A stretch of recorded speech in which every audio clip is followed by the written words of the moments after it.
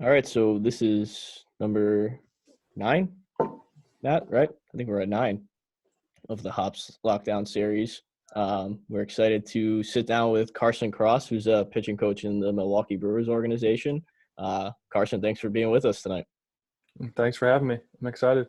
Yeah, we're excited to wrap up the week of guests and talk a little pitching. So I think first, why don't you give a little bit of background on your playing days, your kind of career at UConn, and your career professionally?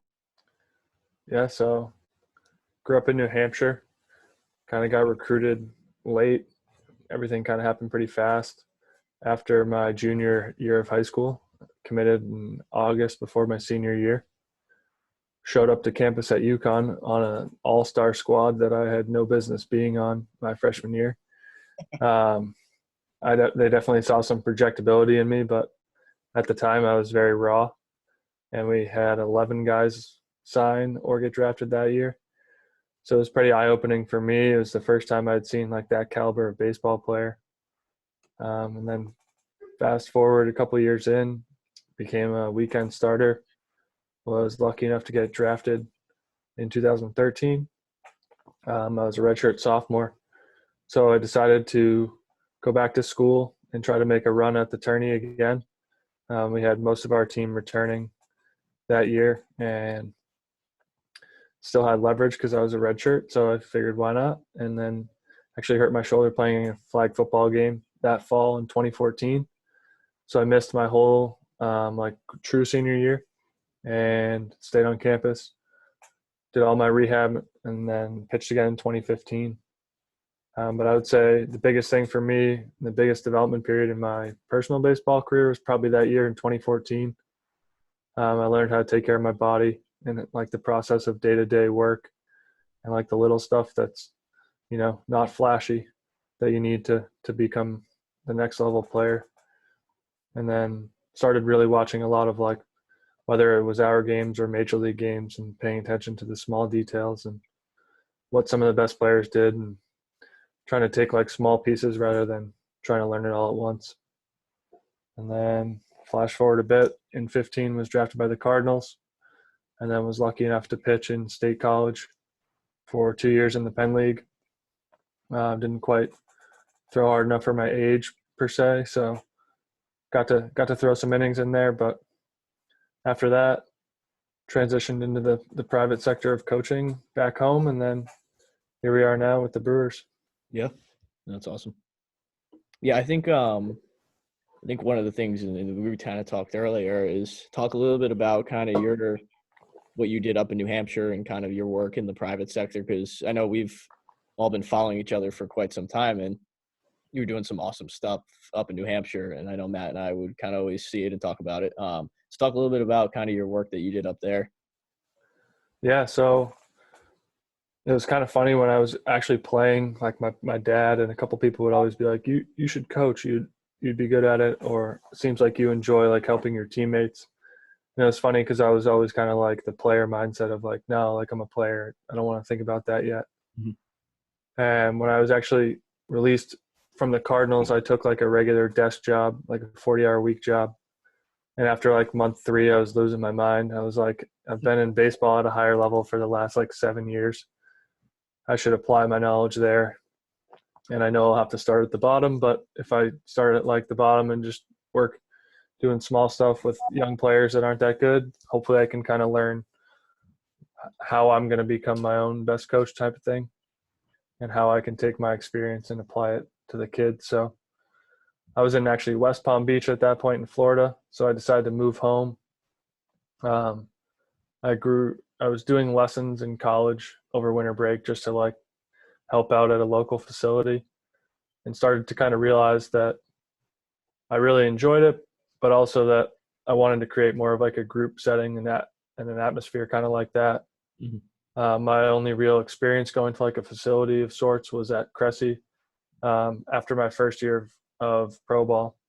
And I liked the environment of like a big open setting where I could throw and work out and kind of do everything at once. So that was like the like perfect setup end goal type thing. But I figured just start local where I can offer open space to high school kids, maybe some college guys, and then run groups with the younger kids. And I was talking earlier just about how much of similarity you see between working with younger kids and working with high level athletes. Like they all have the same type of like more or less movement flaws or good movements. And then you also see like they say things they share like lack of attention span and things like that, where if you can keep a group of 12-year-olds focused for, a minute and get the next task through to them, and you can do that same thing with an older group of kids, you probably have more success than just talking their ears off, which sometimes I know I would end up doing. And I would be looking at a group of 16-year-old kids that are like, I don't know what you just said, but you just talk for a while. So Yeah, no, that's the thing. It's like, and this is like something that we talked about earlier, is like there's so many commonalities, and if you can, like you said, if you can coach these younger kids, then it'll probably be easier to coach an older group of kids, and it kind of challenges you. It challenges your ability as a coach, to really develop something that will keep them engaged for a longer period of time and still accomplish the tasks that you want them to accomplish. So I think the first topic I kind of wanted to dive into, in terms of like pitching, because this is something that I see get neglected a lot at the youth levels and high school level, where the pitchers are kind of clumped into the rest of the team, and it's like, hey, you have 5 minutes to go warm up and throw, and then you're thrown right into the fire of practice, and it's not really pitching specific. So I'd like for you to kind of speak to more both the sides, I guess you could say, players and coaches, of how to program a practice, especially from the beginning, for your pitchers. absolutely. I mean, I think I noticed this big time as a coach. I mean, as a player, I would say when I started to take like my own development seriously, I started to realize like, oh, we might not have enough time in practice to like get all my work in, whether it's like my pre-work, like band work and movement, or if it's a long toss day where I'm going to be throwing for, 15 to 20 minutes. How can we kind of tailor the practice plan to allow for that? And so I remember having some good conversations with Coach Penders at UConn about it, where it was like, hey, on certain days we need to do some more stuff, like individually, and it might look a little selfish, but then it's going to end up helping the team, because if we can all slowly get better, then the team's going to get better. Mm-hmm. I think that same approach can be taken at like the high school level, or even like in a travel ball setting. The way I would like to look at it is similar to football, right? Where you have offense, defense, and special teams. Like pitching is a big majority of the game of baseball, especially nowadays where you have like, right, it's about strikeouts and it's about home runs. And one of those things, or half of that, is on the pitching side. So during practice, for example, a third of that time should be basically devoted to that staff being able to work on their craft. And so I would see the best way to do it, if you're running like a group of high school players, would be do some kind of team warm up together. Basically start the team as a group, practice as a group, and then kind of go into your own separate ways. So if you have guys that are pitching specific and they need to get certain things in that day, give them a time period of 35 to 45-ish minutes. They should be able to get that work done in that time. And then if you want to do something like a team defense or something like that, kind of include them back at the end. I know one thing that we'll do a lot is have BP be separate and not involve the pitchers, or at the high school level, you could kind of have like maybe a group of pitchers that rolls into BP in the second half if they also hit and play in the lineup. But basically that dead time of shagging BP could be used basically to take care of all of the throwing that you need to. But I think making it a priority and then getting out of the way early, that way if there's any sort of team drills you want to be involved in, they're ready to go. They can throw, they can field their position, they can jump right in, they're loose. Yeah. I think it's so important, because I think it's something that gets neglected, and then guys get into such routines in the off season, and they develop such habits and patterns that their body is used to going through dynamic warm-up, foam rolling, band routine, plyo routine, long toss, and then they get thrown into a situation where it's so constrained what they can and cannot do that, you start And it all goes back. It's like, oh, why is this guy not performing for me? Well, maybe you're not giving him what he needs to get ready to pitch. So I think that's important. And to speak on the player side, this kind of goes into what I wanted to dive into, is about like ownership, like player ownership. Because I think it's important. Like communication is big, especially in today's game of baseball, is having the communication process be a two-way street. So talk a little bit about, like, from the coaching perspective, when someone comes to you and says, hey, Carson, this is what I feel, or this is what I see within myself. How do you handle that as a coach? Yeah, I would say we had a pretty good amount of experience with this 2 years ago, where guys were doing group sessions or on a regiment with like a 3-month build up to their high school season. And then sometimes I'd be like, hey, high school practice is a little bit different. We don't necessarily have time to do all these things. And the biggest thing I would preach to them is like you said, they have to take ownership themselves. But I don't think any coach is going to give too much pushback if you go to them as an athlete, you sit down and explain like, hey, here are my programs I've been following for the last 3 months. Here's what I would like to do in a perfect world before, every bullpen that we're going to throw at practice. And kind of just explain the reason for why you do things. The coach is going to be understanding of that. And then another thing I did was just told them that they could share my information with the coach if they had any questions about certain things. Kind of just open that communication line with myself, the athlete, and the coach. And more often than not, I wouldn't hear anything from the coach, but the athlete would come back and be like, oh yeah, they were super receptive. Like, now I have time to do my plyo-care and my bands in practice. And they just kind of like we talked about a little bit earlier. I know I was a little bit stubborn as a player at times, where I would kind of like put my foot in the ground and be like, this is what I think I need to do to make myself better today. Like, even if I have to stay and do it at the end of practice, I'll do it that way. Just kind of, it's better to talk to the coach about it first and put together a plan. Because ultimately, if they want to win games, and you need to be your best and healthy and on the field. And so working together is key. Yeah. Yeah. The other thing I think that's important about it is, like, we would have guys that wouldn't train in the winter if they were like way too into basketball or something like that.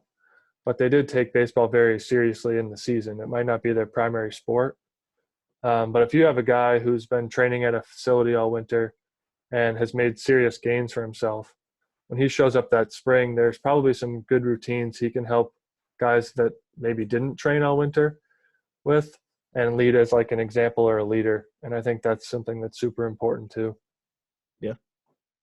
Yeah. I think it's because it's one thing to hear it from coaches, or it's another thing to hear it from your peers. So I think it's important to, like, even recognize that as a coach, like pick out those guys that can lead, and let them take that leadership role.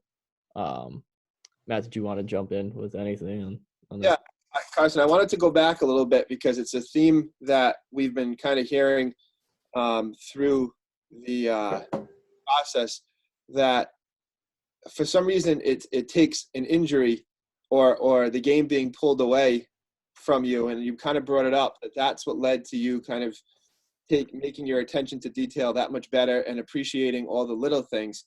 So how do you think that maybe we can try to get kids to understand that they need to do that stuff before it actually happens, before they have to sustain that injury, to then take their attention to that next step?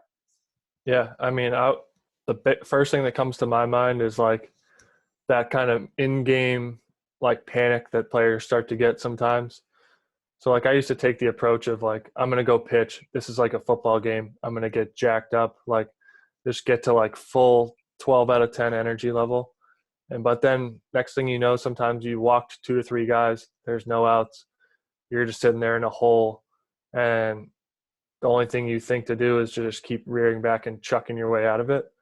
And the next thing you know, it's like the 3rd inning and there's 4 or 5 runs on the board.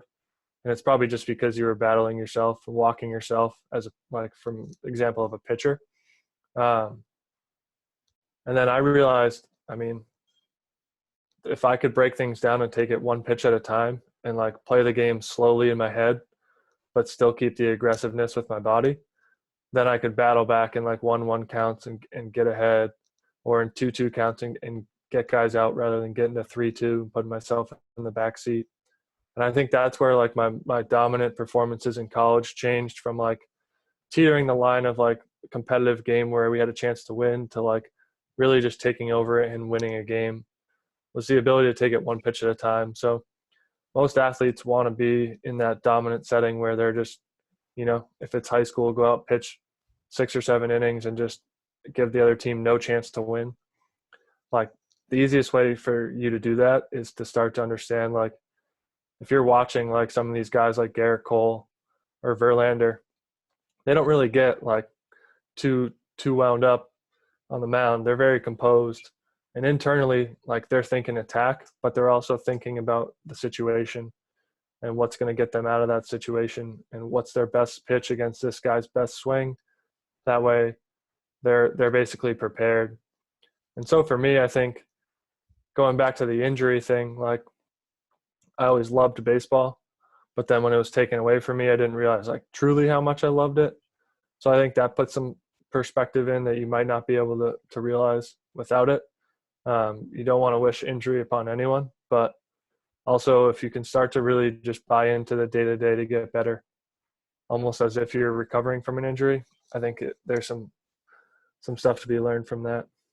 So I think that where we can kind of take the last couple speakers, including yourself, and tie it into what we're going through right now. Hopefully some of the guys and girls can take this time as their injury, right? And that is self-reflection and say, okay, I can't play right now. So maybe I can appreciate doing all of the little things that I need to do to get better, or be able to self-evaluate and say, okay, when I get out there, this is how I need to approach things, as opposed to just kind of like, it's another practice. It's another weightlifting routine. It's another game, whatever, stuff like that. So hopefully players can take this time to kind of use this as a lesson like you guys did when, unfortunately, you had to go through the injury part. Yeah, I would agree. I mean, I've caught myself throwing plyos outside by myself because I miss playing catch with the guys and just like going through band routines to get warmed up. But it's because, I mean, even as a coach, sometimes, I mean, we feel like we take it for granted, but then now when you can't really be with the group of athletes, it's definitely something you appreciate. Yep. Yeah. I wanted you to talk a little bit about, like, this is a good segue into talking about process and, being at the pro level, you're with guys every single day. So you have a chance to kind of see their everyday process and take guys through an everyday process. But to speak to younger guys, I'd like you to talk about the importance of like a daily routine and what you see as something that's been, I guess you can say, successful for guys, and what you see the best. I guess we can put it this way: what do you see the best guys do at the pro level? The ones who are most consistent and most successful. What do they do daily? They pretty much do the same thing daily. Like they'll change whether it's like the intent or volume, especially with throwing. But like in terms of what they do prior to picking up a baseball and what they do after picking up a baseball, and then what they do in the gym, like it is a full speed ahead train that does and operates the same way every day. Like, and you'll ask them, you'll talk to them, and some days they're like, dude, this sucks. Like, I'm tired. I don't feel good. But if you didn't have that conversation, you wouldn't know, because they just put their head down and get after it. And then I would say from like the development standpoint, if you're like trying to get better on your own, I mean, all the time we'd have guys come in and be like, I want to have better mechanics. I want to throw harder. And they want these like big goals that they set, right? But then you provide them with a warm up, like an individualized warm up for them to do each time they come in.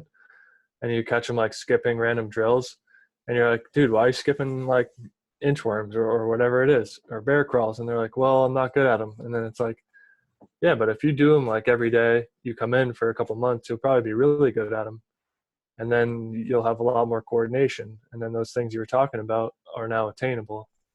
So I think that's the biggest thing too, is in college, I was a little bit like crazy with it, if you want to say. Like I would just make a laminated sheet and bring it to the field with me and make sure I'd follow step by step, because otherwise sometimes I'd get like caught up in the adrenaline pregame. And it was like, especially on game days. So I would bring that sheet out with me and it'd have like what I was going to do from soft tissue standpoint, and then a movement standpoint, and then my band routine, and then even like my pregame, like bullpen or pitching routine that I wanted to try to get through. And then it also have my post throwing stuff on it. That way, when I finished the game or when the game was over, I could go into the barn at UConn and kind of do the stuff I needed to do.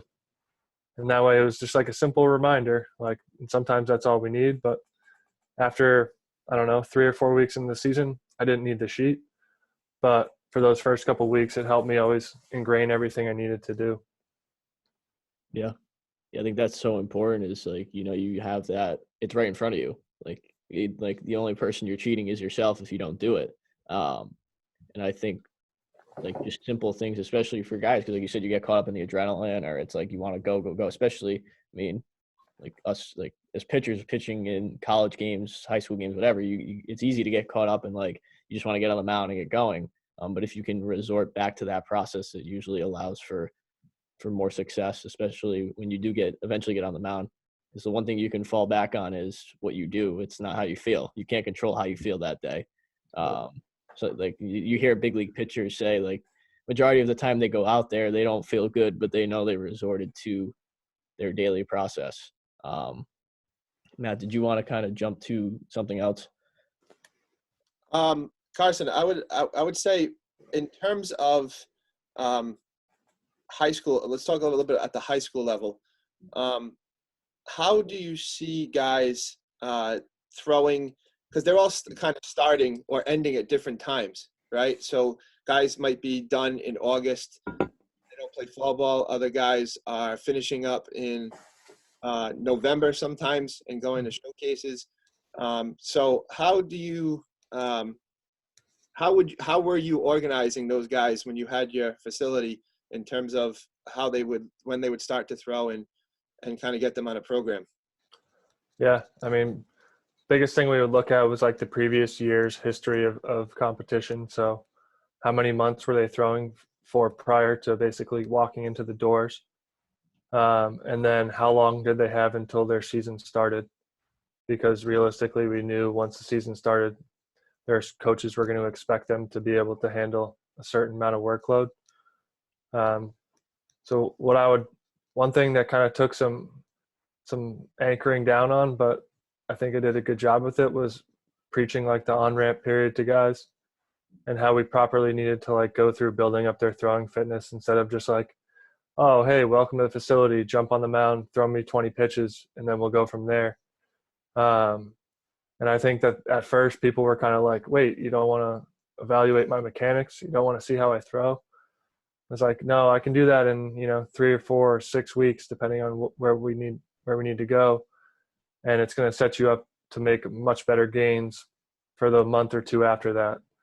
And so if we had a guy who didn't play basketball, say, or hockey, and he's coming in like late fall, then we can on-ramp for, 6 weeks or so, and then kind of go through maybe like a velo phase if he's strong enough, and then transition to the mound in like a mound blending period of time.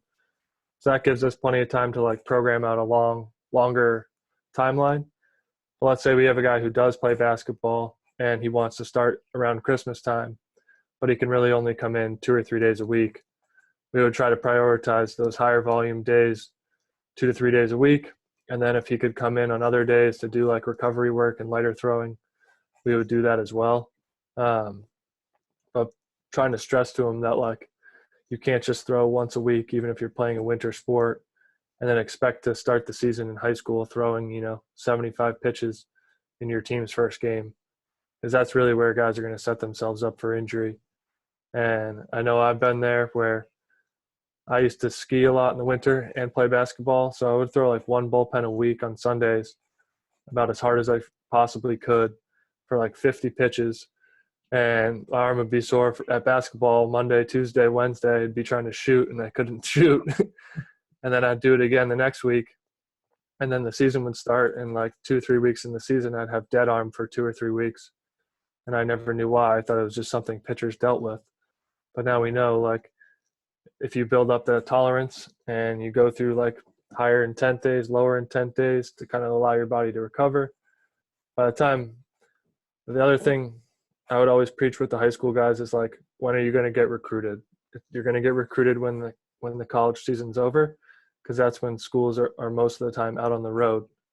And so if we can have the long-term focus of you peaking in like June, July, then they kind of know that like, okay, we don't need to be throwing 110% January 10th inside with no hitters and no one there to watch. Sure. Yep. Yeah.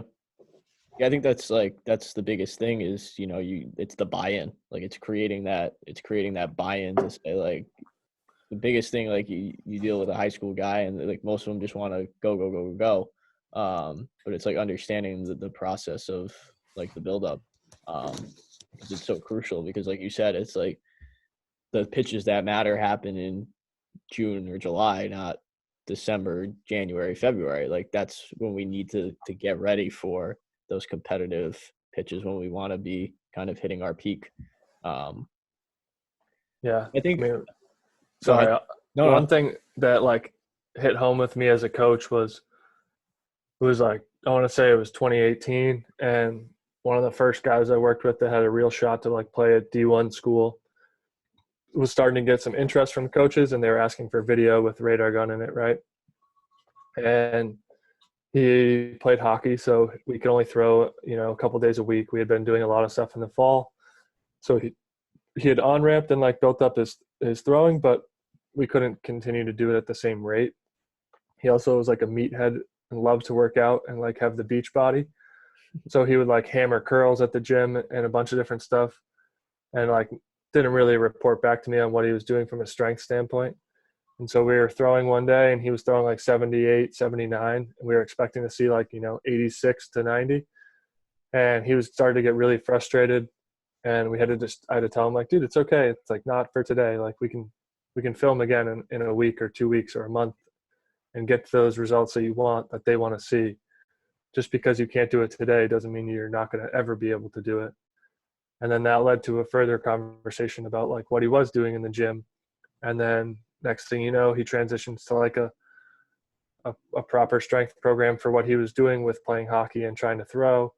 And next thing you know, his body starts to loosen up top a little bit, and he's throwing like 90, 91 in the summer. So I think it's really important for guys to realize that too. Like just because a coach reaches out and wants to see some video of you throwing in the winter doesn't mean you need to get on the mound and try to blow it out, especially if you're not built up throwing or strength-wise yet. Yeah. I think that brings up a good point too. You talked about the strength, and this is something that Matt and I preach all the time is like it all matters. Like it's not just the throwing program too, because we can only do so much from like the movement capacity that you have as a player. And if you're going to the gym and crushing bench press every day and not doing the right stuff, I mean, the ability for it to translate, it's like we could do as many constraint plyo drills and take you through as much of a blend as possible. But if you're not supplementing it with the right stuff in the gym, like you're not gonna be able to see the results. And I think that was a good point that you made was like, it all matters. It all really matters. So I wanted to shift gears a little bit and talk a little bit about like we're in the 21st century of baseball, and we have a lot of information in front of us, and I know you and I have gone back and forth on Instagram about pitch design stuff and using tech. So I'd like for you to speak a little bit on the pitch design process for a high school kid, and because I think it's something you can get overwhelmed with as a high school kid because there's a lot of information thrown at you, a lot of data. So talk a little bit about how you would simplify that process when you were working with your high school kids. The biggest thing I would try to start with was like generally just going over what their grips were from the start, primarily the fastball. So like the biggest thing we would try to talk about and we would try to focus on first was just like overall like technically spin efficiency, but just like can you spin the ball the same way every time with your fastball? And once you can do that, then we start to kind of understand what like the fingerprint is of that fastball. And so that might be like, are you a four-seam guy that has like some hop or technically like vertical movement? Or are you a guy that throws sinkers and the guy who's going to be able to like pound the bottom of the zone and get ground balls. And I think that was the biggest thing for guys to understand at first, because I mean, I had like a little eval process when guys would show up through like a Google form on my computer, and it would be like, what pitches do you throw, blah, blah, blah. And like 90% of the time, it was like I throw a 4-seam, a 2-seam, a changeup, a sinker, and a slider, and a curveball. You get like 6 different pitches back, and it's like you really only need like 1, if not 2, good pitches to have like a lot of success in high school and even college. Like a third pitch would be awesome, especially if you're a guy with maybe not as much velo, Yeah. and with more command, I think. But the biggest thing you can do is like between your iPhone and a baseball with some marker dots on it, you can kind of start to figure out how guys spin the ball. And then if you're lucky enough to have access to a Rapsodo, that's going to give you the feedback instantaneously and shorten the feedback loop, which will make it easier. But the thing I preached the most was like, we can't throw a good off. No one's going to swing at a good off-speed pitch until you've learned how to throw your fastball like consistently, and not necessarily like commanding your fastball, more just like creating the same movement from it every time. Because that's another thing we see is guys start to spin the ball the same way with the same axis and spin efficiency. Then they start to have better command because they know what the ball is going to do. So I would say from there, just like starting to pair up what pitch you think is going to be best off of their fastball. I think, changeups are super effective for getting whiffs, and so are sliders. Like curveballs, maybe not as much, and you might even fool the umpire in high school with a good curveball. So I think the other thing is going off what they think is comfortable. So if they've been doing something for a couple of years and having success, maybe there's just a really small tweak to that. Maybe it doesn't necessarily mean creating a new pitch out of thin air. So oftentimes with guys that I saw at the high school level was they threw some kind of slurve, right? Or like a hybrid between a slider and a curveball. Yeah. And so maybe depending on how hard they threw, just talking about slightly different finger placements with like their thumb or where they were on the ball, how much of the ball was like on top of their hand versus below their hand, and start to just kind of mess with things and see, kind of document the process and see what happens. And then when you find what cue or what grip works for them, just take a video of them with the ball in their hand. That's something I like to do a lot. Am I cutting in and out, or can you hear me? I can still hear you. It's working now. Okay, so the other thing is like get that video and then send it to them, so that, I mean, I had multiple times guys text me in the middle of their high school season like, dude, I can't throw my curveball anymore. And it's like, all right, send me a video of your grip like currently. And then I'd send them back a video of their grip from like February, and they're pretty different. And they're like, oh, okay. And I was like, go play catch with that tomorrow and then report back to me. And then next thing you know, they're like, yeah, it's fine again. And so giving them that like foundation to take with them of like, here are your grips when they're best on the Rapsodo. That way, when you're in the middle of the season and you don't necessarily have that with you, you have something to go back to. Yeah. That's the Rapsodo is from a standpoint of people not understanding or acknowledging the benefits of it is kind of mind-blowing from the standpoint that you have the ability to know literally what your pitch is doing. And if you say you think you're throwing a slider and you say you throw a slider, and it's like, why would you not want to go on a system that could actually tell you what your pitch is doing? It's wild. But it's certainly one of those things that I think is slowly becoming more and more understood and more popular, especially now you hear it on like mainstream. I mean, there's no baseball on right now, but I think when baseball starts back up, just from my opinion of what I saw in spring training, like across the board, especially like if you're paying attention on Twitter, like all these teams now are using all of these tech devices in big league bullpens every day. And that stuff's going to get spoken about on MLB Network on a regular basis, and people are going to start to kind of understand what it is and how it's effective. Because, I mean, the other thing too is like there's information out there that shows like what pitches with what movement profiles at what velos our best and most effective. And if I'm a college guy trying to get drafted and I know that teams are looking for guys that throw certain pitch types, certain movement profiles, like, and I'm going to the Cape, I want to go there knowing that I can throw, a slider with a lot of glove side action, like with not much vertical depth. And I want to be able to throw that pitch pretty hard. And if I do have that pitch, well, then when I'm down there, I want that to be showcased. And rather than going there and trying to throw 3 or 4 different pitches, right? If you know you have one really good pitch, go use it. There's a good chance it's going to have success. So I think that's something that's super important too. Yeah. Yeah, I think it's like it's one of those things like why not? Like if you're a coach and you have access to it, and it's like it makes it so much easier. It's like the way I look at it is technology simplifies the developmental process because it expedites that process because you literally have raw data sitting right in front of you that tells you exactly what each pitch is doing. It gives you the numbers right there, and it's like the same thing for hitting too with hit tracks. It's like we had Ryan Johansson with the White Sox on last week, and he's like the hit tracks is literally a machine that sits there in the cage. Like it doesn't like fix your swing. It just gives you data. And the Rapsodo is the same thing. Like it doesn't fix your inefficiencies as a pitcher, but gives you a rough idea of like if you're doing something really good or if you're kind of doing something that's not good. So I think that's important. So if you were a high school pitcher, because I think high school pitchers can do their own pitch design stuff on their own, like even when they're away, like what would you recommend? Like, I think like just having a tripod on your iPhone is pretty easy to kind of self-evaluate. Like, would you kind of agree on that as a high school kid to evaluate if your pitches are moving the way you want them to?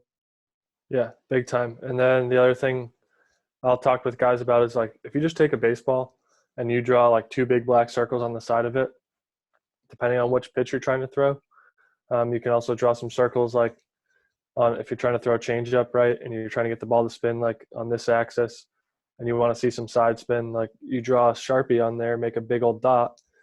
You might not have an Entertronic, but you can start to see the ball spin, and you can start to cue yourself using that ball. And I think that's something that's super effective.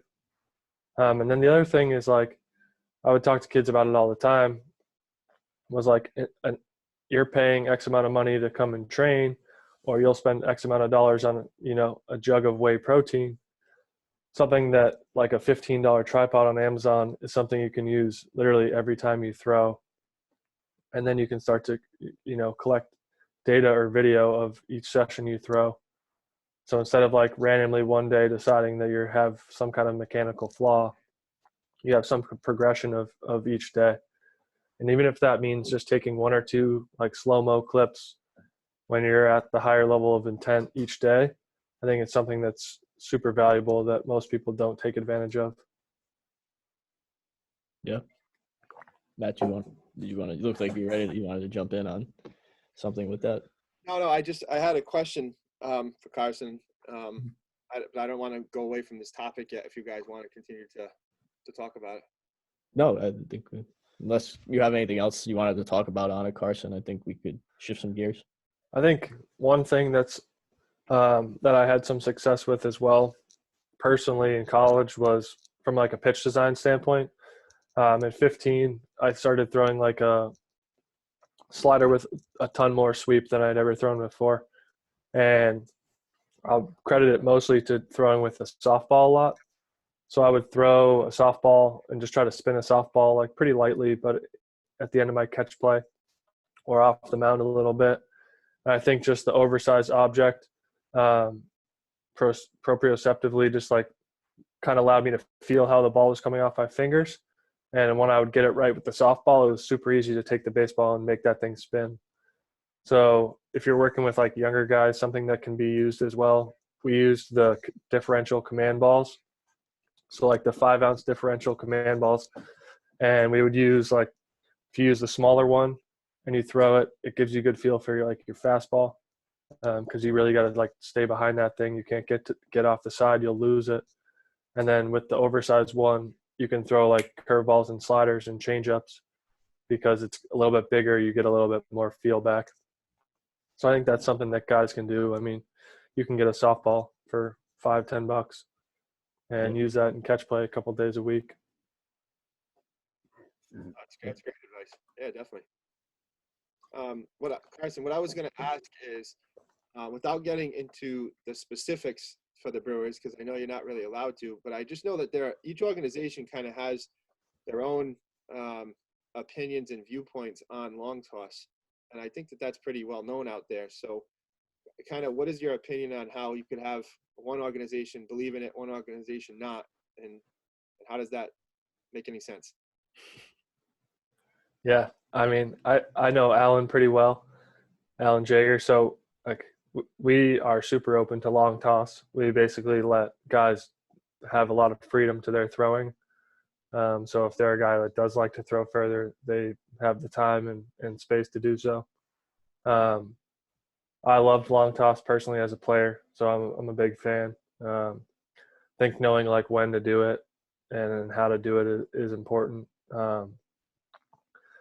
But yeah, it's pretty. I think it speaks a lot to like the open-mindedness of organizations, and basically like long toss has been here in a thing for like the last 20 years, and it's not going anywhere. So, I mean, I know especially with a lot of high school guys that started throwing with me, I would ask them like, "How far can you throw?" And a lot of times the answer was, "I don't know," and it was like,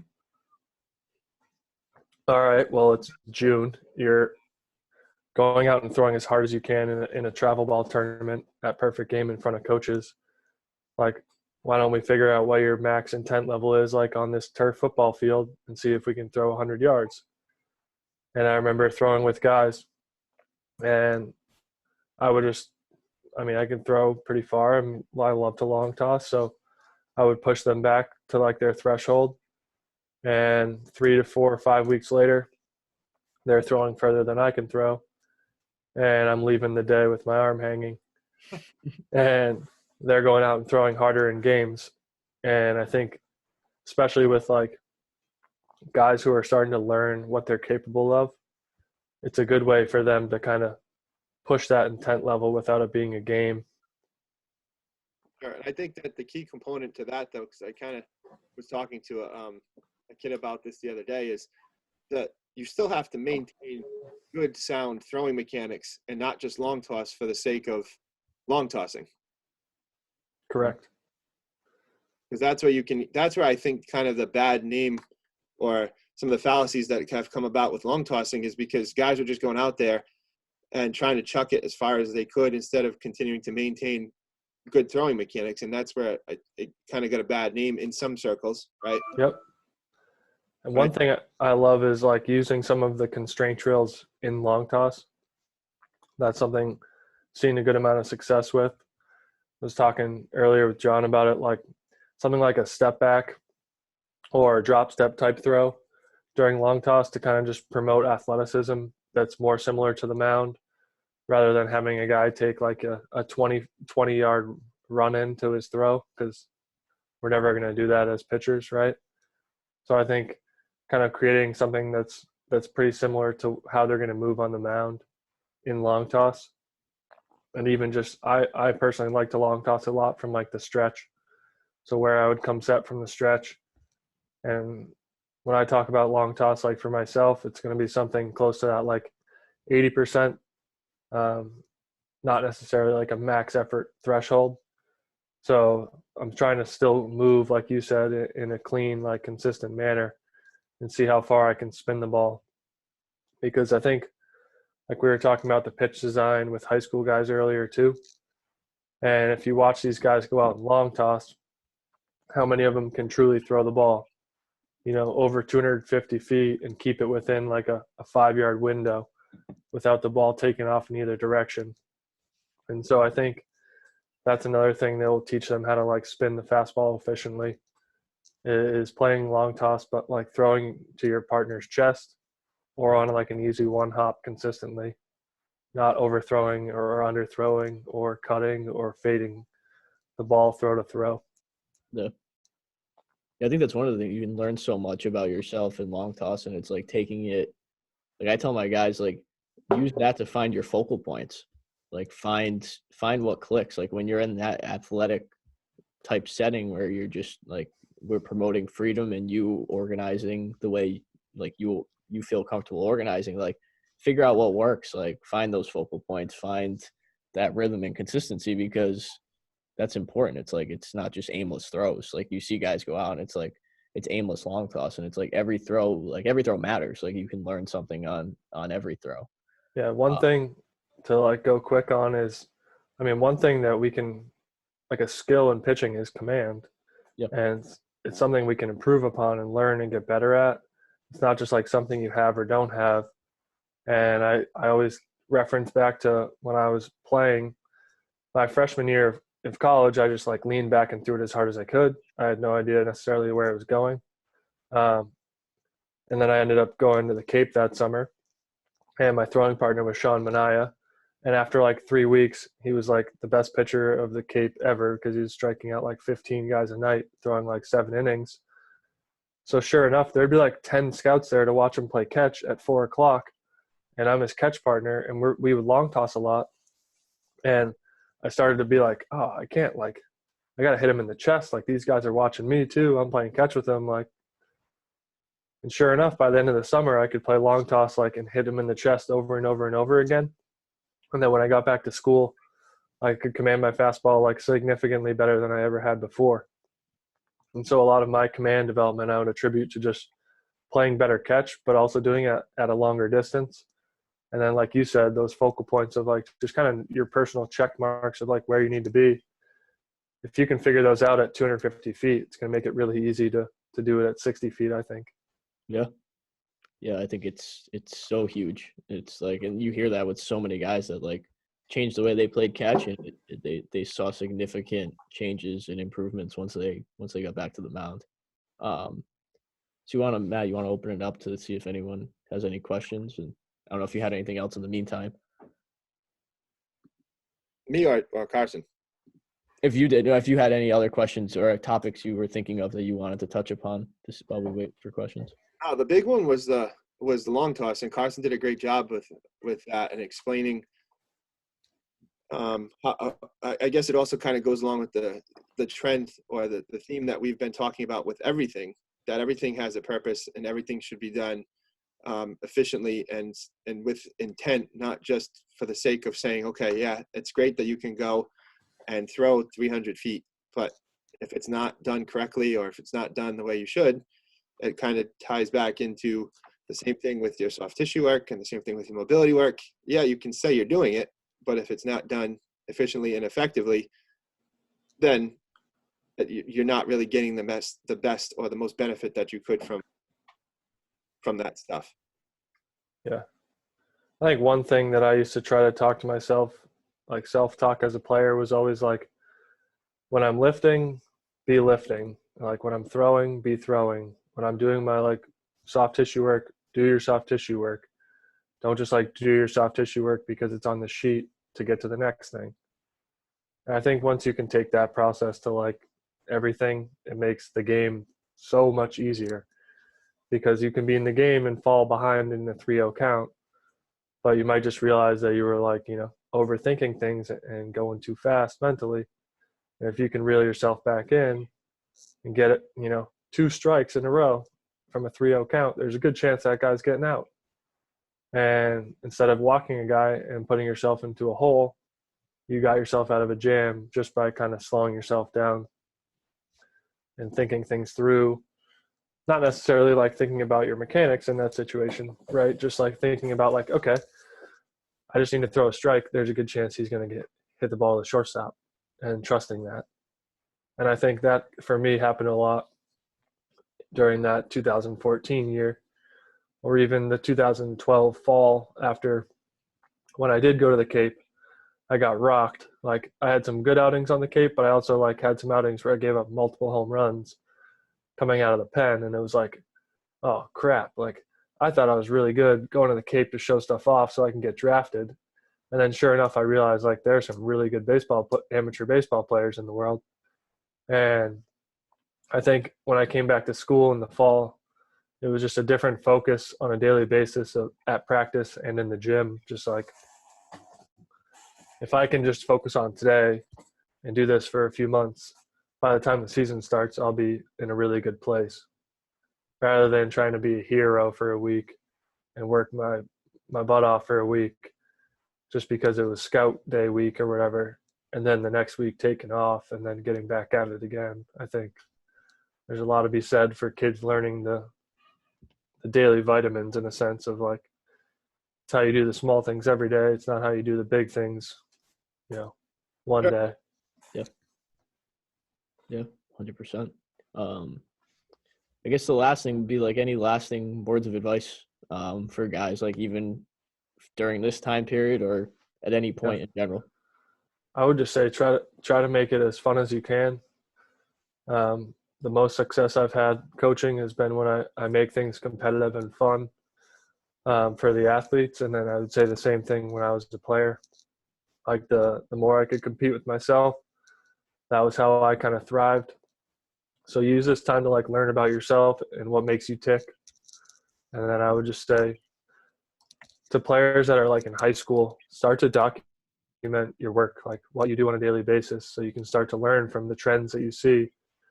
And the more you kind of document what you're doing, the easier it's going to be to make improvements and tweak those things.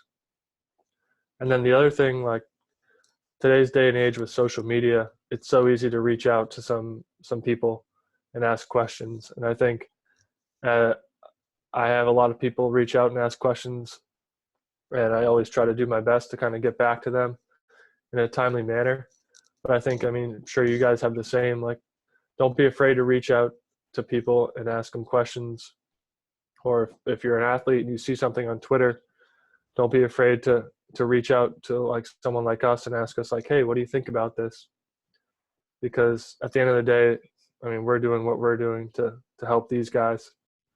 And if that's going to help them, I think that's something that's super beneficial, rather than just like seeing something that you see on Twitter and immediately taking it into your backyard and into your program. Like, start to dive into the why behind it, or the how is this going to help me type thing. Yeah, no, that's awesome advice. Yeah, I think that's as a baseball community, we are open and receptive, and I think sometimes people think like, oh, you see these guys like, oh, Carson Cross with the Milwaukee Brewers, like people would be maybe hesitant to reach out, but at the end of the day, we're, like you said, we're all here to help everyone out the best we can. And if we don't have the answers, we try and find the answers. So I think this went really well, and we really appreciate you being on with us. And I think there's guys get a lot of valuable advice that they can kind of take into this time period now and then going into when baseball is back. So thank you, Carson, for being on with us tonight. Yeah, thanks for having me. It's been awesome. Appreciate it, Carson. Thank you. Thank you. Thank you.